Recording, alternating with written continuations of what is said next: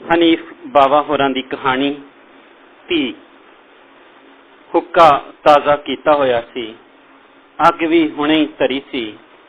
उन्हें दो कु सूटे मार के नड़ी मेरे वाल पुआ दिती। मैं सूटा मारदा ते धुआं आसमान वाल सुट देंदा। ओ सामने टिकटकी ला के वेख रहा सी। इंज लगदा सी जिवें सोचां दा लावा उहदे ज़हन विच फट पिया होवे। मौसम बड़ा ही सोहना सी। रुखां दीयां टाहणियां नवें पत्तियां नूं जन्म दे रहीआं सन। चिड़ियां रुखां ते बैठियां कुछ इंज चौकदियां सन जिवें कोई मिठा गीत गा रहीआं होण। चिड़ियां रुखां ते बैठियां कुछ इंज चौकदियां सन जिवें कोई मिठा गीत गा रहीआं होण। उन्हां दा गीत सुन के मैनूं इंज लगन लग पिया जिवें यह गीत मेरी धी दे विआह दी खुशी दा गीत होवे। पर जदों कदी उन्हां दे मिठे गीत विच किसे गिद्ध दी आवाज़ शामिल हो जांदी तां मैं पता नहीं क्यों डर जिहा जांदा। पता नहीं शायद इसलिए मैं सोचदा जो अज मेरी धी दे शगनां दा वेला सी किधरे यह आवाज़ शगनां नूं कशगनां विच ना बदल देवे। मेरे इस वहम ने गिद्ध दी आवाज़ नूं मेरे ज़हन विच इस तरह उलर दिता जिवें पत्थर विच एक डूंगी लकीर होवे। अज मेरी धी दी जंज आउण वाली सी। मैं बाहर इन्हां रुखां हेठ खलोता जंज नूं उड़ीक रिहा सां। इह सारियां गल्लां अल्लाह दिते पता नहीं क्यों इक्को साह विच कह दित्तियां। हुण उहने हुक्के दा लम्मा सारा सूटा मारिया। सूटा लैण मगरों वो कुछ इंज चुप जिहा हो गया जिवें वो किसी गहरी सोच विच डुब गया होवे। जंज आ गई सी। ढोल टमके नाल वाजे गाजे नाल पैसियां दे छनकाटे नाल जांजी कादे सन राजे सन राजे। एक तो एक सोहना, एक तो एक गभरू। लाड़े दी तां गल ना ही छेड़ो। चन्न दा टोटा सी। ताइयों ते मल्ले दीयां कुड़ियां चिड़ियां लाड़े नूं तकन लई उलर उलर पैंदियां सन। जिहड़ी तक लैंदी सी कहंदी, अड़िए लाड़ा तां डब्बे विच पा के रखण वाला है। आहो जी, मेरा तां जी करदा सी उहनूं वेखी जावां। ਜਾਂਜੀਆਂ ਦੀ ਖਾਤਰ ਤਵਾਜ਼ੋ ਲਈ ਕਿਧਰੇ ਕੋਰਮਾ ਪਿਆ ਪੱਕਦਾ ਸੀ, ਕਿਧਰੇ ਪਲਾ ਤੇ ਕਿਧਰੇ ਜ਼ਰਦਾ। मैं देगां वाल फेरा मार के मुड़ उन्हां ही दरख्तां हेठ आन खलोता जिथे खलो के मैं जंज नूं उड़ीक रिहा सां। चिड़ियां अजे भी ओहो ही प्यारा प्यारा गीत गा रहीआं सन। यह गीत ही तां मैनूं दुबारा इत्थे खिच के लै आया सी। गिद्ध दी आवाज़ फिर किधरों आ गई। मैं होर डर गया सां। मैं उपर नूं झाती मारी, उत्थे गिद्ध नहीं सी। मेरा तरा होर वध गया। मेरा वो वहम कुछ यकीन विच बदलदा नजर आया।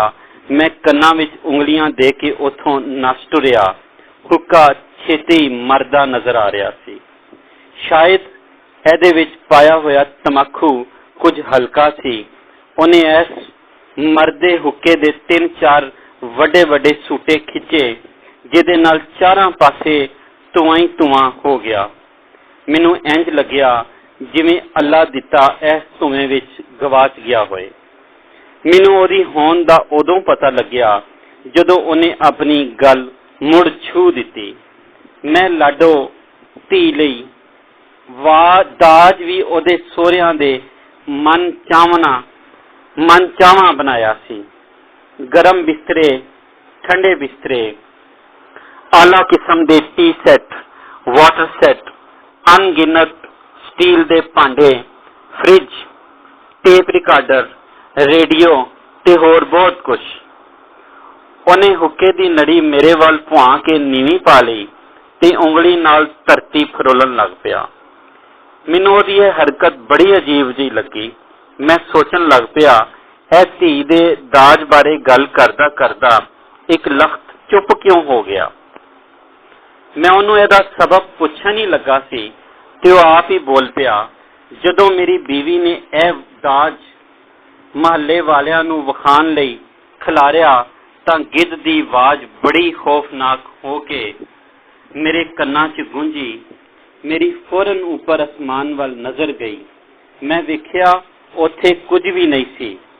किधरे आवाज़ ए बदसूरत ते डरावनी आवाज़ मेरे खौफ दा हिस्सा ते नहीं बन गई। खाना तैयार हो चुकिया सी। लागी नूं बुलावन लई घल दिता। जंज आ गई। उसे तरह वाजे गाजे नाल पैसे लटाउंदी। सब तो पहला निकाह होना सी। निकाह दे कपड़े दिते गए। मेरी धी दियां सहेलियां नाले गाउंदियां सन, नाले सहेली नूं सूआ जोड़ा पवांदियां सन। सूआ जोड़ा पा लै लाडो, अपना आप सजा लै लाडो, बाबल डेरा छड़ जाना है, सोरी चित लगा लई लाडो। निकाह होया, छुआरे वंडे गए। मैनू भी किसे दो छुआरे लिया दिते। छुआरे वेख के मैं डाढा खुश होया।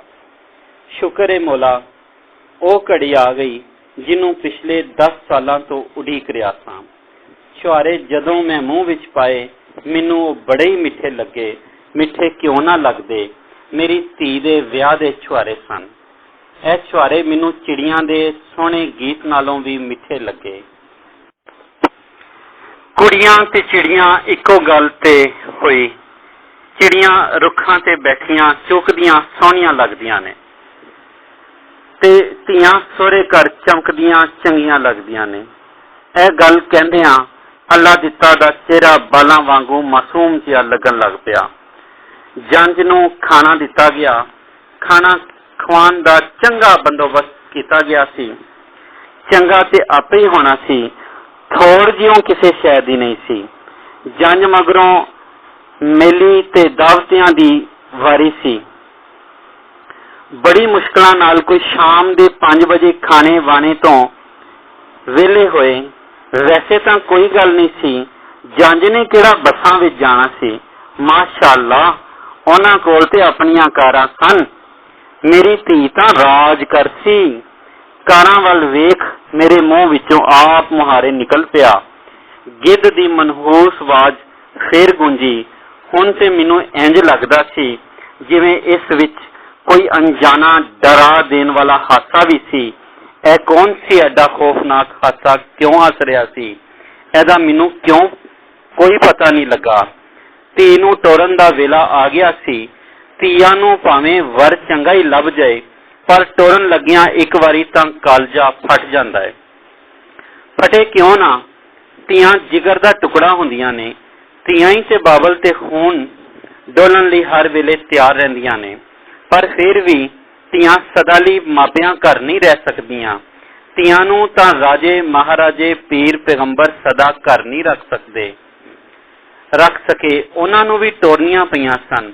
मैं किदे पानी हारां। ओड़क धी मामे दी निੱघी बुकल विच मामियां, ताइयां, चाचियां ते फुफियां तो अगे हौले हौले डोले वल आ रही सी। सारियां दियां अखां विच हंझू सन। धी दियां सहेलियां नाले रोंदियां सन ते नाले गाउंदियां सन। वीरा विद्या करिंदियां मैनू रख ले अज दी रात, बीबी केकन तेनू रखां रात नी, मैं तां सजन सदाले आप नी। मामिया विद्या करिंदियां मैनू रख ले अज दी रात वे, धीए केकन रखां तेनू रात नी, मैं तां सजन सदाले आप नी। कुड़ियां चिड़ियां दे इस गीत ने जिवें चारां पासे उदासी खिलार दिती। मैं जिधर नूं तकदा मैनू इउं लगदा जिवें कायनात दी हर शै रो रही होवे।